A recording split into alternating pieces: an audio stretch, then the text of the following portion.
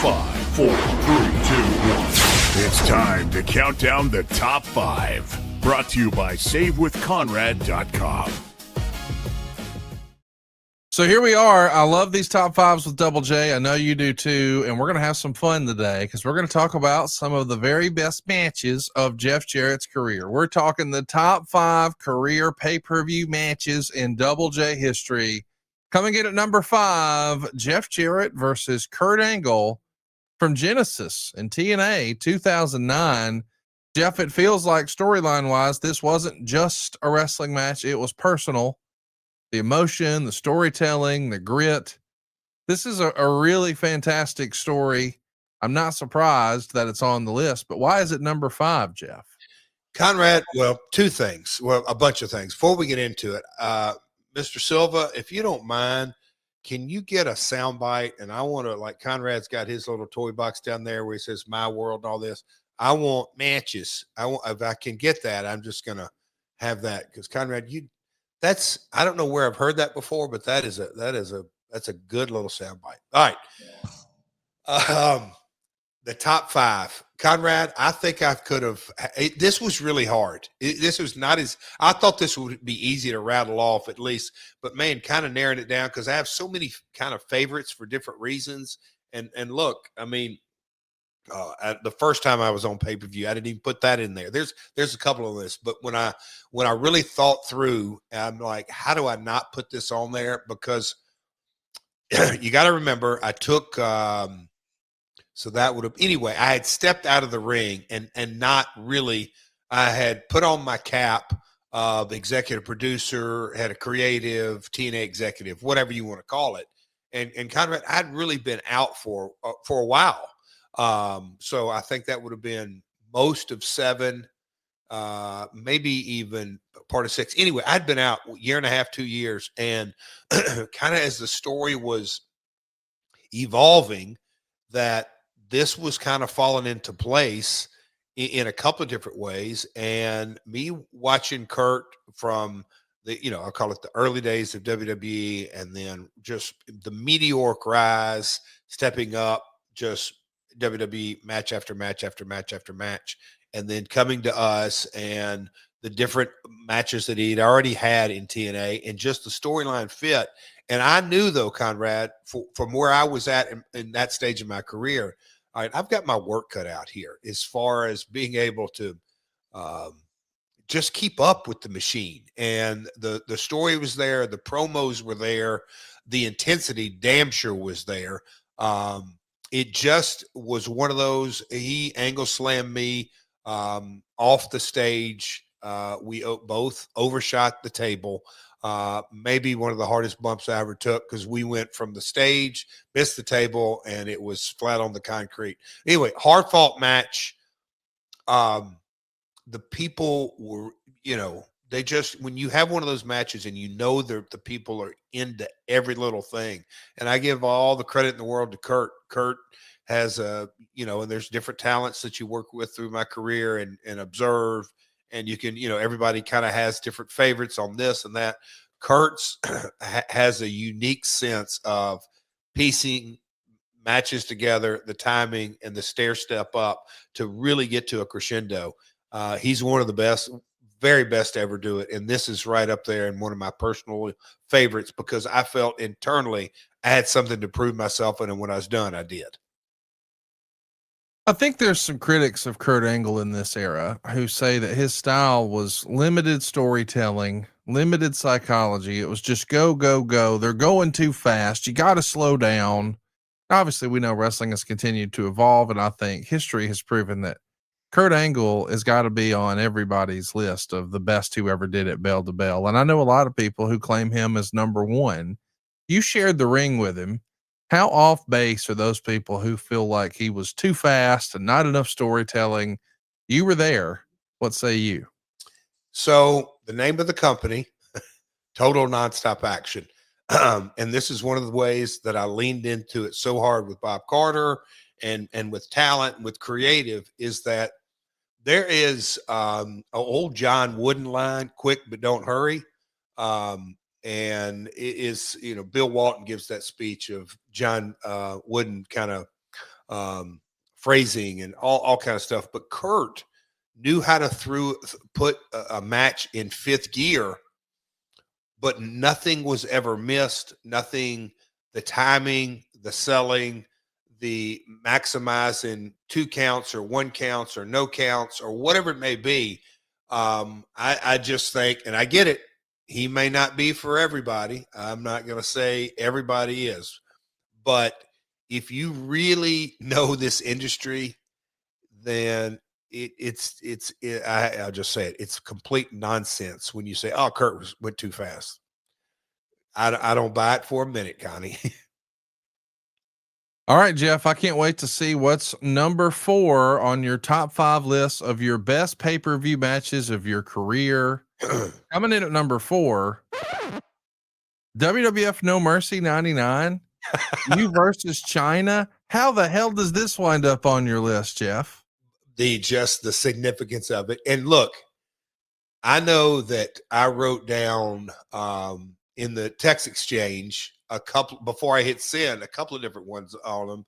And this was one that I didn't have on there because I thought of, and I don't think I ever made this, but like the Eric Embry Super Clash 3, only 8 or 10 minutes, but it was really my first opportunity on pay-per-view. Yeah, I worked with Eric in the Cotton Bowl, but it wasn't pay-per-view. But and so there's, you know, different ones like that, and you know, just I'll call it like Mabel. There was different ones, but when I kind of sat back and really thought things through, and I took in the entire day from getting the check from Vince, from having the conversations, knowing that 2 days later I was going to be on Nitro, knowing the contract situation, knowing the stress that I was under and Chyna was under, and me being, you know, the Intercontinental Champion, the number 2, the storyline, it goes without saying, I was the hottest heel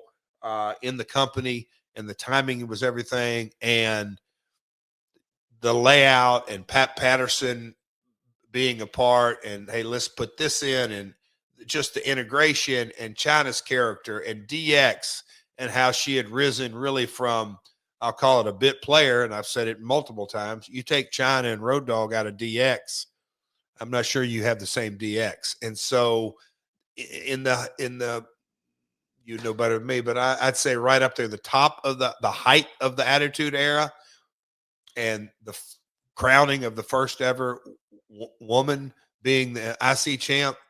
Conrad, it's really hard for me to not put that in there. I hate to say this, but in a way, the historical significance of it. Look, it wasn't a 5-star, but it was certainly put butts in seats and made some transactional buys that night. There was an interest in that match that in a lot of ways, I'll do autograph sessions. It depends on kind of what city and what market. I'll still get comments about that. There's no doubt it's memorable, not just for the things that were happening behind the scenes, but what was happening on camera. Real wrestling history was made. But it is kind of fascinating to think, like, I mean, I know that people are going to get on you a little bit when you say it, but you said, well, it goes without saying I was the hottest heel in the company. And when you go back and you look at the reactions to the crowds for your entrance and literally everything you do, I agree with you. But I don't know that everybody else, the fan base, or even maybe the office had reconciled that, because not only are you losing your quote unquote Intercontinental Champion, and granted you're taking care of business that night, but do you think anyone besides yourself was acknowledging that you were the hottest heel in the company? You had more quote unquote heat than anybody at this point. I think it was if your question, I'm positive. Here's how I'm positive. Do you think Vince would have paid me had he not thought I earned it? I can tell you, hell no. Like, who are we joking? If he didn't think that I was an integral part and knew the heat that I had, and me putting Chyna over was translating my heat into her run, like, and I'm not saying audience of one, but I know Vince knew. Like, there's not even any gray area, period. he could have easily said, you know, Jeff, we decided to go in a different direction, and that's okay. That's okay. We're going to have Miss Kitty and Chyna in this match, and she's going to beat Miss Kitty in 15 seconds. And we appreciate you showing up, and good luck at WCW. The tide had turned. The war was being won. He was taking his company public. I mean, let's go down the list and maybe the reasons that he didn't have to. Vince absolutely was sure of that. I think if you ask a Patterson, yeah. If you ask certain individuals if they had to really sit and think about it and not give a political answer, you know, maybe not everybody would have me at the tip top, but I'd certainly been right up there at the top. There's no doubt the heat building into this, the Moolah guitar smash, the stuff we did overseas, just kind of the build, the Atlanta Raw where Chyna was in the dumpster and I threw her off the loading dock. I mean, there was a build to it that went on for a couple of weeks and months. Conrad, does that make any sense to you about the Vince statement? Why did Vince pay me? No, I think it's a great point. I just don't think you get enough credit. Certainly within the office, or they would have handled your negotiations better. And I don't even think that the internet wrestling community, the quote unquote dirt sheets at the time, really gave you enough credit for being the hottest heel there. But I also wonder, was Chyna getting another bad rap? Like, you were in the ring with her. Obviously, she hasn't had nearly the experience you have or the number of matches that you have. So she needs reps. But I mean, where did you think, based on her experience, she was as an in-ring performer? Was she pulling her into the load here? Well, you know, here's a good question I'd like to ask, because I don't know the answer to it. How many singles matches had she had in WWE up to that point? I don't know. I didn't want you to answer that, but I was sitting there thinking maybe some mixed tags. I don't know, but not a lot. I'm new, and I'm going to say this as diplomatically or as humbly as I can. That's the type of match that I would go into saying, I've got to do my work, her work, and tell the story. We got to put all this together. She was great. She was in every position, showed the fire when she needed to do it. The false finish when I walked out and the people thought they'd gotten screwed, and just, you know, Teddy Long and just the cadence of all that.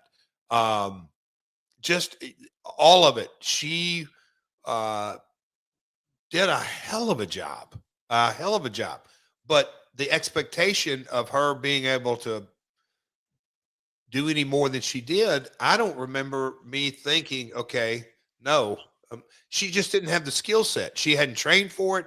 There was not enough reps. It wasn't her position. I mean, we all know her role in DX up to that point was the heat spot, and she did it great. And so now it's time to have a one-on-one match. Yeah, I never expected her to do any 5-star stuff. I can't imagine she had more than 20 matches by this point. I do want to ask you, whose idea was the fake out finish here? Is that yours, an agent, Vince? Pat, and I was going to say, if you go back and look, when Pat and just how all that went down, and to me, clever maybe is a word, because when we did the false finish, I mean, the arena erupted. They were like, you've got to be freaking. I mean, it was perfect. Just perfect. I remember going through the curtain. I think this for, after me and Vince and all that, and I said I'd be back because I had to shower and everything, but I fake hugged Pat because it was so spot on, the exact same. That's when, you know, okay, job well done. Let's talk about match number 3 on Jeff Jarrett's top 5 list of his favorite and what he feels like were his best pay-per-view matches. Coming in at number 3, Diamond Dallas Page Spring Stampede 2000. It's the main event. The world title is on the line. You've got an electric crowd here in Chicago. And on that night, two guys who were, I guess we would say, political favorites proved they were main event players. DDP and Double J Jeff Jarrett. This is going to be the match that puts you on the map as the world champion. Why does it come in at number 3 for you, Jeff? And I wrestled with this. Should it be number 1? Should, anyway, I was doing press up in Springfield, Illinois in the last couple of months for Springfield Lucky Horseshoes baseball. And the interviewer was there that night in Chicago, brought it up. And he went into, it was either his first or second, but there were some members of his family that there was kind of their first show. And the one person of their party couldn't believe that they walked into their quote, where the Bulls played basketball and the arena is damn near full. He's big production and all that. Conrad, this time in my career, I grew up an NWA guy.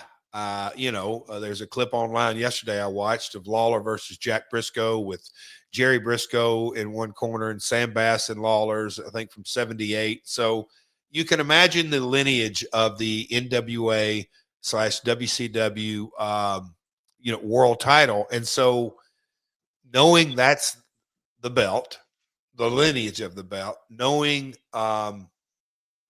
at this stage in my career where I had been a short 2 years, 3 years before, just kind of the roller coaster, because I'm rolling with the IC and then, I'm self-induced, kind of the train came off the tracks, and go back and give it a shot. And that went up and down, then the haircut, and then JR not wanting to negotiate and all that. And then all of a sudden, kind of by force, knew that if I'm going to further my career, I need to go to WCW, knowing kind of what I'd been into. But hey, man, I'm going to be arrogant enough to think, I could do something meaningful here. But then how all that kind of transpired in the Millionaires Club and Hogan and Savage and every Flair and every name of the business. And now it all come together, and the company had decided DDP and Double J in the main event.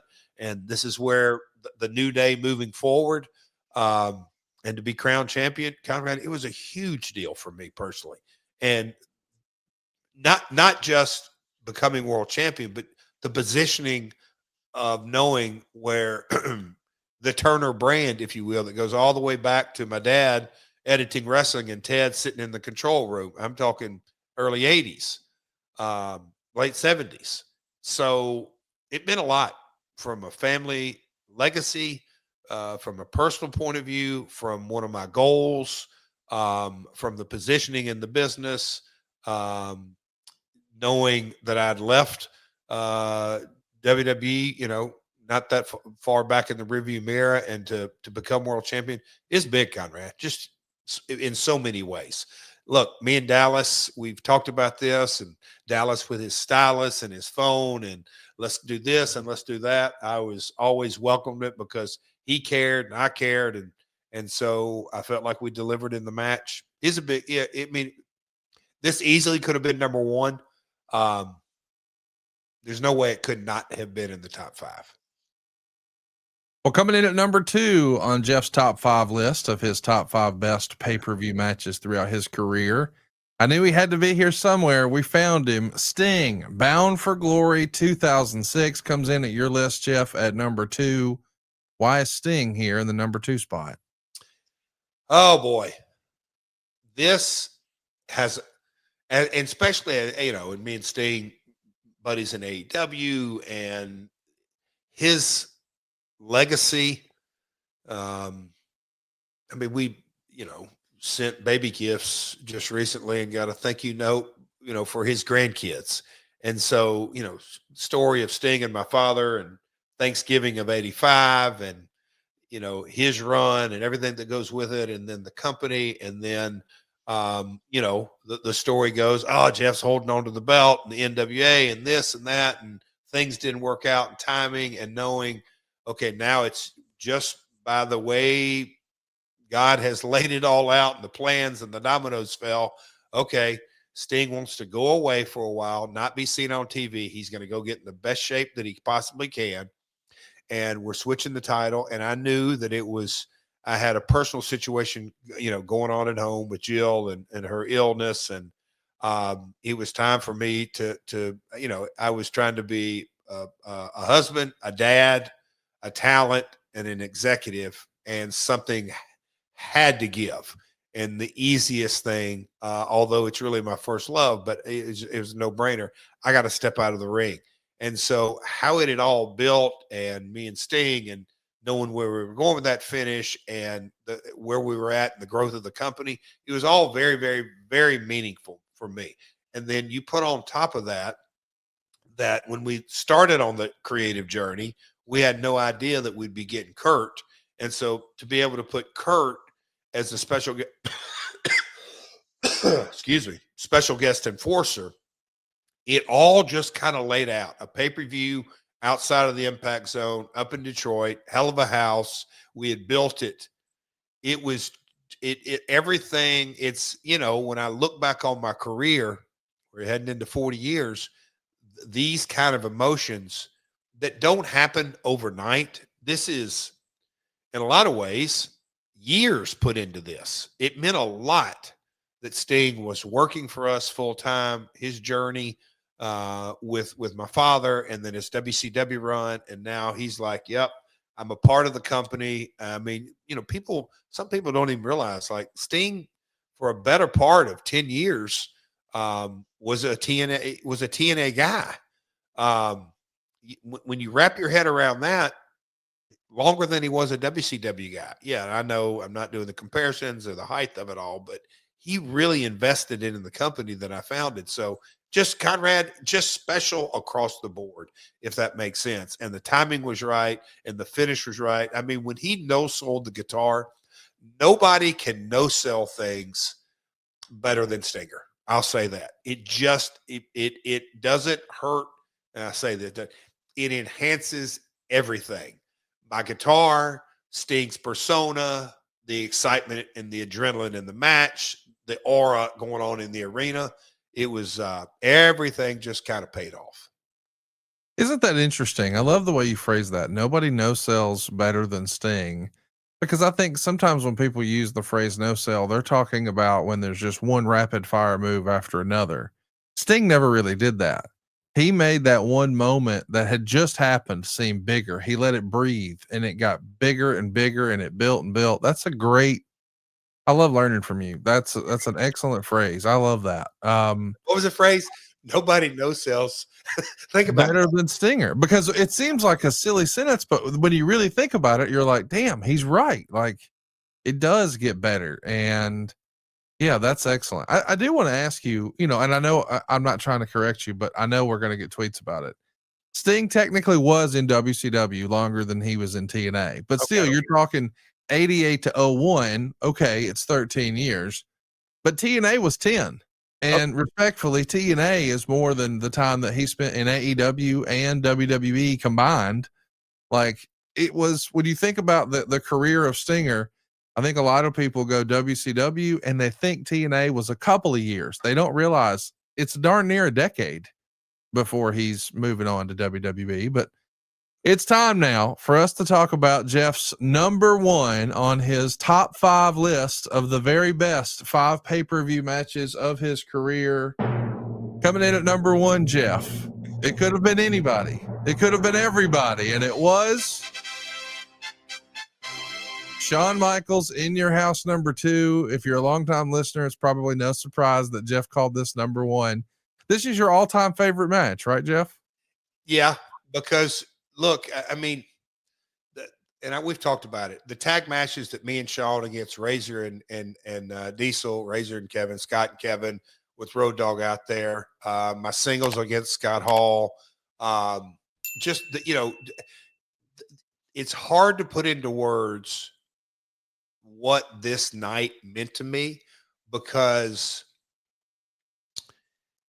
and look, this shot that you're seeing right now on the YouTube feed is the beginning part of the match. But if you go back an hour in this night, it's a pay-per-view, and Vince let Double J do the singing part of his shtick, if you will. And Double J singing live in Nashville which I wanted so bad to be kind of step one of the whole progression and not get revealed.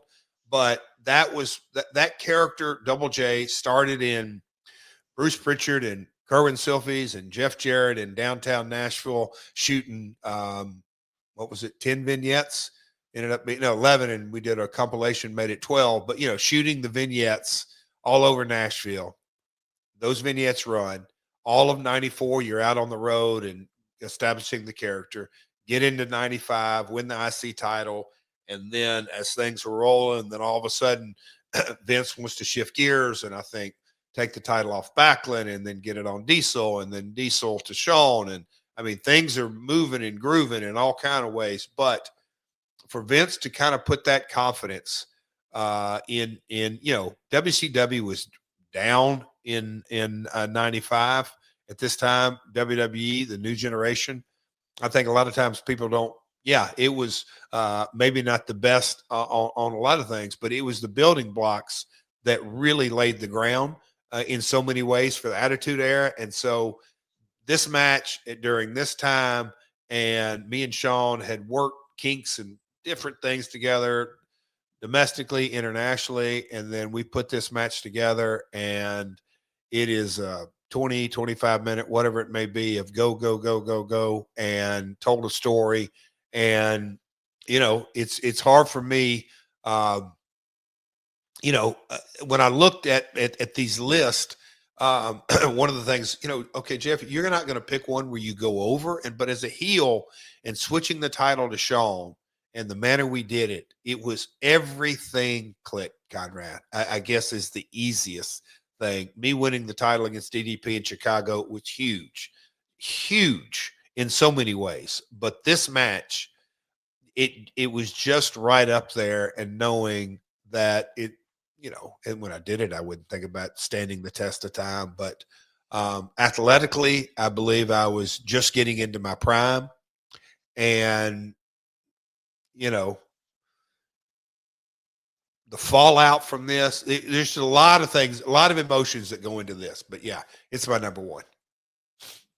I do find it interesting. I don't guess I noticed that until you pointed it out. But in your top 5, you won one of them. The other 4 were you putting other people over. You wanted to mention some honorable mentions, some other great matches that you've had throughout your illustrious career. Jeff Jarrett versus AJ Styles and Raven. It's a 3-way dance for the NWA title. This was way back on your 45th edition of your weekly pay-per-view that you were doing at the Asylum there in Nashville. So this is 2003. TNA still very much in its infancy. A lot of wrestlers hate 3-way matches. What say you? Doesn't seem like you do if it makes your honorable mention list. The chemistry, when you really look at the three of us during this time frame, and look, the momentum, I'll call it that we had built in the Asylum, it was packed every week. A young AJ Styles, I'll call it the grizzled vet Raven, and then the early days, we didn't call myself the founder, but a lot of people knew that Jeff's scratching and clawing and trying to build this company. The dynamics of us three were very, very reflective of what the actual company was going through at the time. And in the arena, people had their favorites, and it just clicked, Conrad. Those are some of the nights that, in my opinion, in a lot of ways, and thank God the library exists, but I'll say some of the best kept secrets in professional wrestling in the 2000s were those Asylum nights. We got to talk about another match here. That when you think about historical matches and historical significance, losing a hair match at SummerSlam in New York City at Madison Square Garden has to be an honorable mention. It was you and X-Pac, SummerSlam 98. Man, Madison Square Garden, one of the biggest arenas of them all, easily the most famous building in all of professional wrestling, and for really a lot of entertainers too. And now here you are taking center stage to get a damn haircut. It's got to be an honorable mention somewhere just for that, right? And look, the build on it, I got to shave Fink's hair, and me and Fink, obviously went way back. Knowing that this was from we'll call it the Simply Irresistible days to the Fabulous Jeff Jarrett days to the Double J days, getting the head shaved and knowing where the character was taking a hard left. I mean, big time. And X-Pac in MSG, Conrad, you'd probably know better than I would. If it wasn't the number one, it was right up there during the time. It broke SummerSlam's record. Austin was red hot. It was one of the biggest SummerSlams up to date in the history of the business. So it was a big night, really a big night. It was a big night, and boy, I wish I would have been there for this last honorable mention. Oh boy. 2011, you're going to shock the wrestling world south of the border when you become the AAA mega champion at Triple Mania 19 and went down in Mexico City. You winning your first AAA world title, the ultimate heel, the ultimate villain on foreign soil. All this heat, man, that had to be right up your alley. And that photo really captures it. Shout out Silva. That photo really says so much because Karen, in a lot of ways, as a vixen, villain, whatever you want to say, came into her own because, at the Impact Zone and TNA, she, got to be in knockouts and she would be in my corner and stuff like that. Down there in Mexico, when we won the title that night, and they really knew, okay, now the king and the queen of the mountain are on top here. Whew. I think it set the company up, AAA, for big business. It was, huge night. I mean, it was really, this could have easily moved into the top 5, but I know some people like the Asylum days aren't really familiar with my runs in Mexico, but it was a big deal and held it to the point, the longest reigning non-Mexican talent up to that point that it ever done. So it was a very successful run that I'm very proud of. We want to hear from you. What do you think Jeff's top 5 pay-per-view matches are? Let us know in the comments below what your top 5 of Double J's in-ring performances on pay-per-view are right here on YouTube. That's myworldpod.com. Hey, just in time for the holidays, what if you didn't have to worry about any of that credit card debt? If you're feeling stuck making the minimum payments and you don't want to have to put Christmas on a credit card, we can help at savewithconrad.com. We routinely help our listeners save hundreds of dollars a month. Find out how much money you can save right now for free at savewithconrad.com.